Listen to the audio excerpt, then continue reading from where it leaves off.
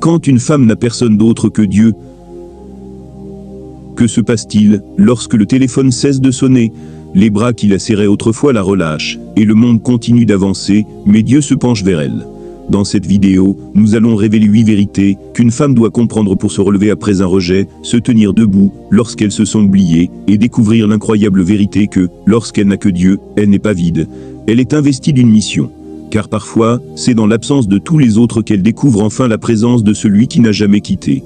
Préparez-vous et abonnez-vous sur Lumière du Royaume, et écris en commentaire « Jésus-Christ vient à mon secours ». Cela va transformer votre esprit, raviver votre foi, et réveiller le feu en vous. Commençons. 1. Quand tout le monde part, Dieu se penche vers vous. Il y a quelque chose de sacré dans la solitude quand Dieu est le seul à rester à vos côtés. Genèse 16 nous raconte l'histoire d'Agar, une femme qui n'avait pas choisi le combat dans lequel elle se retrouvait. Servante, utilisée et maltraitée, forcée à devenir mère par manipulation, puis rejetée par ceux qui l'avaient mise dans cette situation. Saraï s'est retournée contre elle. Abraham est resté silencieux, et Agar a fui. Mais écoutez, bien-aimés, parfois être poussé dans le désert n'est pas un rejet, mais une redirection. Car dans cet endroit aride, près d'une source dans le désert, l'ange du Seigneur l'a trouvé. Ne manquez pas cela. Dieu l'a trouvé. Il n'a pas envoyé un message. Il n'a pas envoyé une note. Il est venu en personne. Car lorsque l'homme s'éloigne, Dieu s'approche avec sa présence, sa provision et son dessein. Le mot hébreu qu'elle a prononcé ce jour-là, El Roi, le Dieu qui me voit, n'était pas une théologie. C'était un témoignage. Elle n'a pas rencontré El Roi dans la tente d'Abraham. Elle l'a rencontré dans le désert taché de larmes, où les femmes brisées apprennent que Dieu n'a pas besoin d'une foule pour accomplir un miracle. Vous êtes peut-être une mère célibataire, une femme abandonnée par sa famille, une veuve entourée de souvenirs mais sans réconfort. Vous faites peut-être face à la trahison, au chagrin ou à l'isolement. Mais écoutez-moi, l'absence des gens n'est pas l'absence d'un dessein. Comme une rose qui pousse à travers les fissures du béton, vous n'étiez pas destiné à être planté dans des conditions parfaites. Pourtant, vous êtes là, grandissant, survivant, prospérant. Vous n'êtes pas oublié. Vous êtes trouvé. Car lorsque tout le monde part, Dieu se penche plus près. Quand l'homme sort, Dieu entre comme le faiseur de miracles résident. Il fait jaillir de l'eau des lieux secs, donne une vision dans la désolation et une identité dans l'invisibilité. Vous n'êtes pas négligé. Vous êtes observé par celui qui compte le plus. Dieu a vu Agar. Il vous voit, et il n'a pas fini d'écrire votre histoire. 2. Le silence est la toile où Dieu peint le destin. Il y a des moments où le ciel parle, non pas dans le tonnerre, mais dans le frémissement silencieux des prières sans réponse. Quand une femme n'a que Dieu, ses larmes deviennent sa langue, et son silence devient son sanctuaire.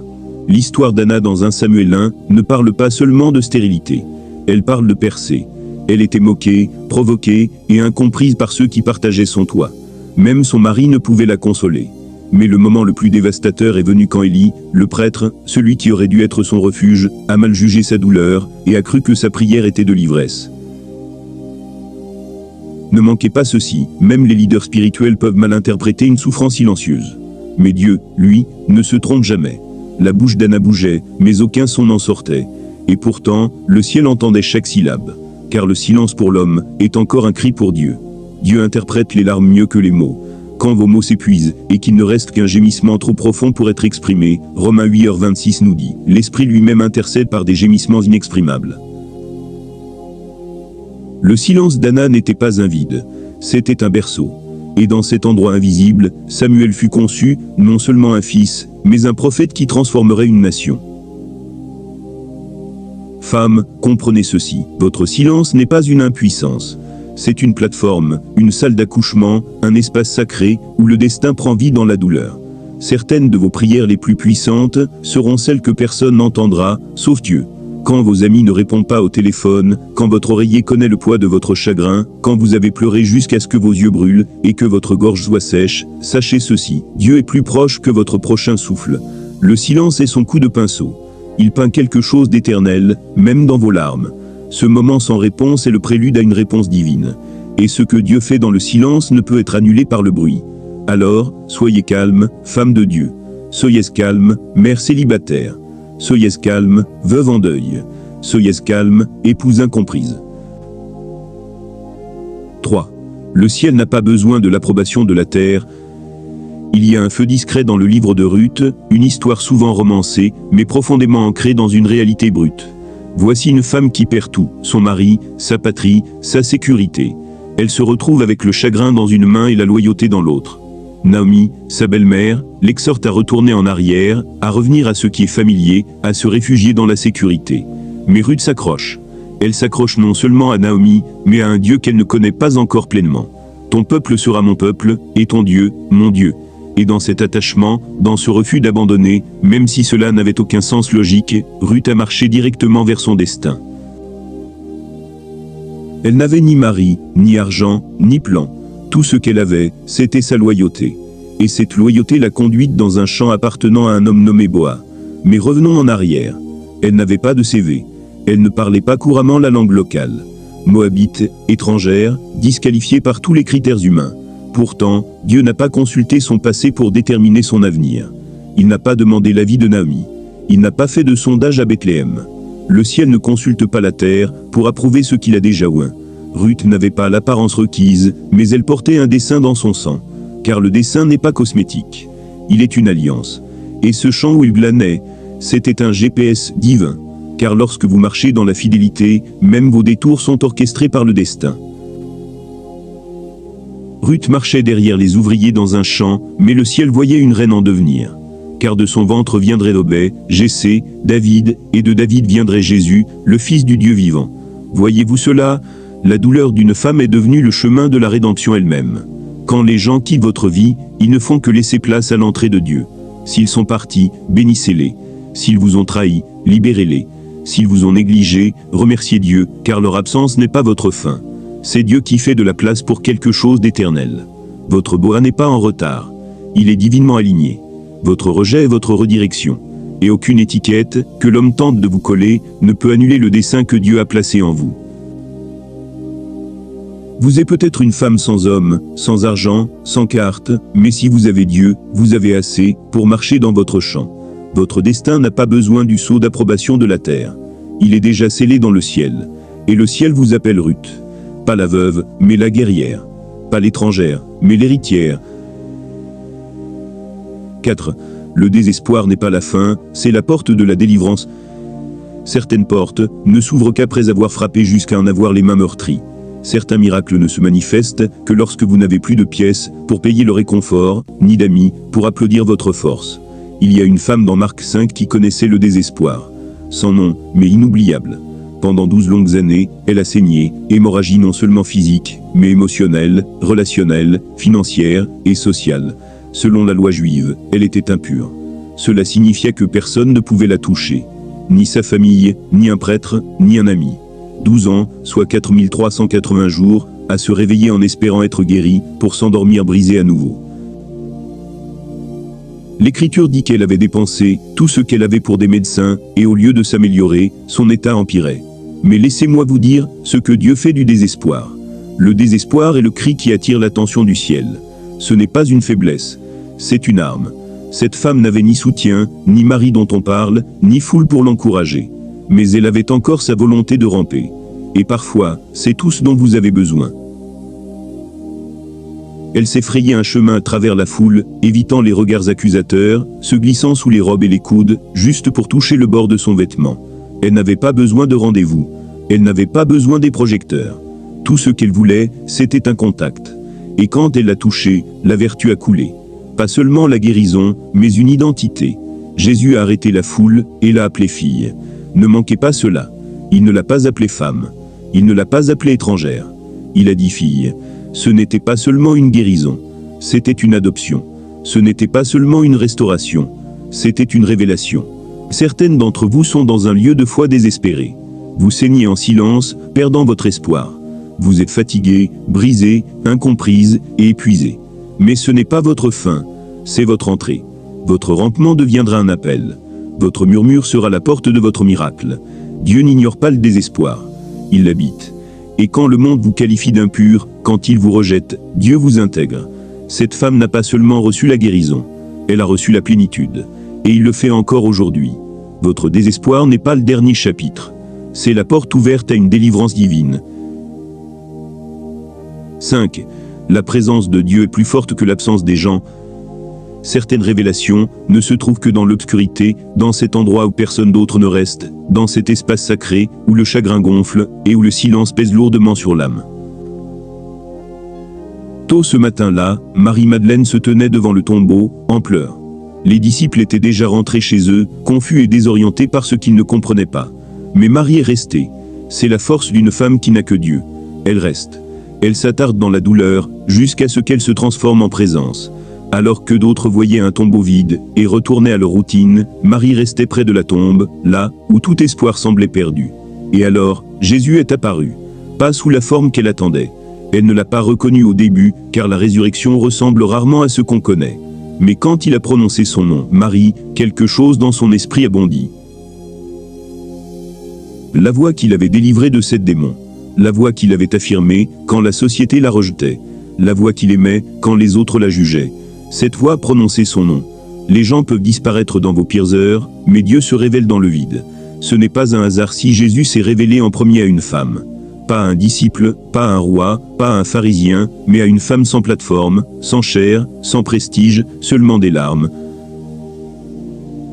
Marie n'a pas seulement été témoin de la résurrection. Elle a porté le message de la résurrection. Elle est devenue la première prédicatrice de l'Évangile, courant pour dire aux autres « J'ai vu le Seigneur ». Écoutez-moi, Dieu utilise celles qui attendent, quand les autres s'en vont. Vous pleurez peut-être devant votre propre tombeau aujourd'hui. Peut-être est-ce le tombeau d'une relation brisée, la mort d'un rêve, le silence des prières sans réponse. Mais restez, car celui qui a vaincu la mort prononce votre nom. Votre rencontre arrive, non pas dans la foule, mais dans le calme. Quand votre vie semble vidée de toute compagnie, il la remplira de communion. Quand les gens disparaissent, Dieu se rapproche. Sa présence n'est pas un substitut. Elle est supérieure. Et ce vide que vous ressentez, ce n'est pas un abandon, c'est une anticipation. La résurrection est sur le point de se révéler. Vous n'êtes pas seul. Vous êtes investi d'une rencontre divine. 6. Votre identité ne se trouve pas dans ceux qui sont partis, mais dans votre dessein. Le rejet est bruyant. Il résonne dans les espaces vides de votre cœur et tente de redéfinir qui vous est par ceux qui ne marchent plus avec vous. Mais la vérité de Dieu murmure plus fort que l'abandon. Ésaïe 43 2.1 déclare « Je t'ai appelé par ton nom, tu es à moi. Avez-vous entendu? Tu es à moi. Pas tu es Ésaü. Pas tu es rejeté point, pas tu es oublié point. Tu es à moi. » C'est l'identité d'une femme qui n'a que Dieu. Elle est à lui. Trop de femmes vivent sous l'ombre de ceux qui sont partis. Un père absent qui n'a jamais prononcé d'affirmation. Un mari qui a quitté. Une amie qui a trahi. Même des églises qui ont blessé au lieu de guérir. Et avec le temps, elles commencent à croire que ce qu'elles ont perdu définit qui elles sont. Mais écoutez-moi, fille, vous n'êtes pas un fichier annulé. Vous êtes un vase choisi. Ne définissez pas votre valeur par ceux qui sont partis. Ancrez-la dans celui qui a étendu ses bras pour vous. Jésus n'est pas mort pour faire de vous une victime. Il est mort pour faire de vous une victorieuse. Vous n'avez pas besoin de la signature d'un autre humain pour valider votre identité, quand Dieu lui-même a déjà signé votre vie de son sang. Vous n'êtes pas ce qu'ils ont dit. Vous n'êtes pas ce qu'ils ont fait. Vous n'êtes pas l'erreur que vous avez commise ni le titre qu'ils vous ont donné. Vous êtes appelé. Vous êtes choisi. Vous êtes ointe. Dieu ne vous identifie pas par votre douleur. Il vous identifie par votre dessein. Pensez à la Samaritaine au puits dans Jean 4. Elle avait eu 5 relations échouées et vivait avec un homme qui n'était pas son mari. Rejetée par la société, forcée de puiser de l'eau sous la chaleur du jour pour éviter les murmures de la foule. Mais quand Jésus l'a rencontrée, il n'a pas commencé par la honte. Il a commencé par la vérité. Et en une conversation, elle est passée de brisée à audacieuse, de rejetée à ranimée. Elle a laissé tomber sa cruche d'eau et a couru dans la ville pour déclarer « Venez voir un homme ». La femme qui se cachait autrefois est devenue une héros. Car une fois que Dieu révèle votre identité, vous n'avez plus besoin de la validation des hommes. Vous avez peut-être été connu pour ce qui vous a brisé, mais Dieu vous fera connaître par ce qui vous a guéri. Alors, que chaque femme qui écoute entende ceci dans son esprit. Vous n'êtes pas une note de bas de page, dans l'histoire de quelqu'un d'autre. Vous êtes un titre dans l'histoire du ciel. Tu es à moi, dit le Seigneur. Et quand vous croyez cela, vous cessez de courir après ceux qui sont partis, et vous commencez à marcher dans la puissance de celui qui vous a appelé. 7. Le désert n'est pas une malédiction, c'est la salle de classe de Dieu. Certaines leçons ne s'apprennent pas dans le confort des palais, mais dans le silence des lieux trempés de douleur. Certaines révélations ne viennent pas par la célébration, mais par l'isolement. Le désert. Oh, le désert. Il est souvent mal compris comme une punition, mais dans le programme divin de Dieu, c'est une préparation. Osée 2h14 est un passage empreint de la miséricorde scandaleuse de Dieu. Il dit, « C'est pourquoi je vais l'attirer, je la conduirai dans le désert, et je lui parlerai tendrement. » Ce mot attirer signifie séduire avec désir, appeler avec amour. C'est romantique. C'est personnel. Et c'est douloureux. Dieu ne la traîne pas dans le désert. Il l'attire. Pourquoi ? Parce que parfois, le seul moyen d'éliminer le bruit des opinions humaines est de se retrouver seul avec celui qui a créé votre âme. Le désert est la suite nuptiale de Dieu. C'est l'endroit où il murmure ce que le monde a noyé. Gommée, l'épouse d'Osée, était l'image de l'infidélité. Elle s'est égarée, a couru après des amants, s'est vendue à ceux qui n'avaient pas le pouvoir de la soutenir. Et pourtant, Dieu, dans sa grâce implacable, a dit « Laisse-moi la voir seule. Laisse-moi l'éloigner des amants qui lui ont menti. Laisse-moi lui parler tendrement. Laisse-moi la redéfinir. » Le désert n'est pas un abandon. C'est un rendez-vous. C'est là que Dieu commence à dépouiller les fausses identités et à vous envelopper de vérité. Quand le téléphone cesse de sonner, le ciel commence à parler. Cette perte d'emploi, cette rupture, cette saison où personne n'a pris de vos nouvelles, cela a peut-être semblé un rejet, mais c'était une redirection, une réservation divine pour une conversation en tête-à-tête avec le roi de gloire. Ne résistez pas au désert. Apprenez-y, Dieu y enseigne l'identité. Il y enseigne la confiance. Il y enseigne l'intimité. Demandez à Élie, qui a entendu Dieu non dans le tremblement de terre, non dans le feu, mais dans la voix douce et subtile du désert. Demandez à Jésus, qui fut conduit par l'Esprit dans le désert, non pour être puni, mais pour être préparé. Le désert n'est pas l'absence de Dieu, c'est souvent sa proximité intensifiée. Si vous êtes dans un lieu où la foule a disparu, où les applaudissements se sont tus, où même votre propre voix tremble d'incertitude, sachez ceci, vous n'êtes pas perdu. Vous êtes inscrite. Vous êtes dans la salle de classe de Dieu, et il est sur le point de vous enseigner des choses que les manuels ne peuvent pas, et que les amis ne veulent pas. Son murmure vous donnera ce que le monde ne pourra jamais. Et quand vous en sortirez comme Jésus, rempli de puissance, de dessein et de paix. 8. Quand vous n'avez que Dieu, vous découvrez qu'il est plus que suffisant. Il arrive un moment dans chaque vie, surtout dans le parcours d'une femme façonnée par le feu et les épreuves, où Dieu cesse d'être juste une croyance, pour devenir le souffle même. Psaume 73h25-26 déclare avec une beauté poignante, « Qui ai-je au ciel, sinon toi ? Et sur la terre, je ne désire rien d'autre que toi. Ma chair et mon cœur peuvent défaillir, mais Dieu est la force de mon cœur et mon héritage pour toujours. » Ce n'est pas un verset que vous citez quand tout va bien. C'est une révélation née dans les cendres. Quand vous avez perdu la main que vous teniez autrefois, quand vos plans s'effondrent, quand les gens disparaissent, et que votre reflet dans le miroir ressemble à quelqu'un qui tient à peine le coup. Mais à cet instant, quelque chose de sacré se produit. L'âme cesse de s'accrocher au substitut et commence à s'ancrer dans la source. Il devient non seulement un sauveur, mais votre soutien. Comme une ancre dans la tempête, il tient bon quand tout le reste dérive. Vous commencez à voir que Dieu n'est pas un supplément à votre force. Il en est la source. Vous réalisez qu'il n'est pas un accessoire à votre succès. Il est le fondement de chaque souffle que vous prenez. Vous avez peut-être traversé la trahison, enterré des rêves, marché dans des salles d'audience, pleuré dans des cabinets médicaux, ou porté des fardeaux qui ont fait plier vos genoux. Mais que cette vérité résonne dans votre esprit, vous découvrez que Dieu est tout, lorsque tout le reste disparaît. C'est dans cette sainte nudité que votre cœur confesse vraiment, tu es assez. Comme Job, qui a tout perdu mais a déclaré, même s'il me tue, je continuerai à lui faire confiance. Comme la Sunamite, qui a déposé sa promesse morte sur le lit d'un prophète et a dit « Tout va bien ». Comme Paul, qui, depuis une cellule de prison, a écrit « J'ai appris, dans quelque état que je sois, à être content ». Content, non parce que la situation est bonne, mais parce que le Dieu au-dessus de la situation est toujours bon. Quand vous n'avez que Dieu, vous découvrez le trésor caché dans l'épreuve. La perle dans l'écrasement, l'huile dans le pressoir d'olive. Vous ne survivez pas seulement, vous prospérez. Vous marchez différemment. Vous adorez plus profondément. Vous parlez avec une sagesse qui résonne comme le tonnerre enveloppé de velours. Et vous ne paniquez plus quand les gens partent, car vous avez déjà découvert celui qui ne partira jamais. C'est la puissance de la suffisance. Ne pas courir après ce qui est parti, car vous êtes ancré dans celui qui est resté. Ne pas mendier des miettes d'attention, car vous dînez chaque jour à la table de la grâce. Il est assez, plus qu'assez. Il l'a toujours été. Il le sera toujours. Amen. Commentez ci-dessous et déclarez avec foi. Même si je n'ai personne, j'ai encore Dieu, et il est assez. Faites savoir au diable que vous ne pleurez pas en vain. Dites à votre passé qu'il ne vous définit plus. Annoncez à votre avenir que vous arrivez, femme de Dieu, pleine de gloire, forgée dans le feu, et guidée par la main du Tout-Puissant. Et avant de partir, n'oubliez pas d'aimer, de vous abonner, et de partager pour aider à répandre la parole de Dieu. Que Dieu vous bénisse toutes.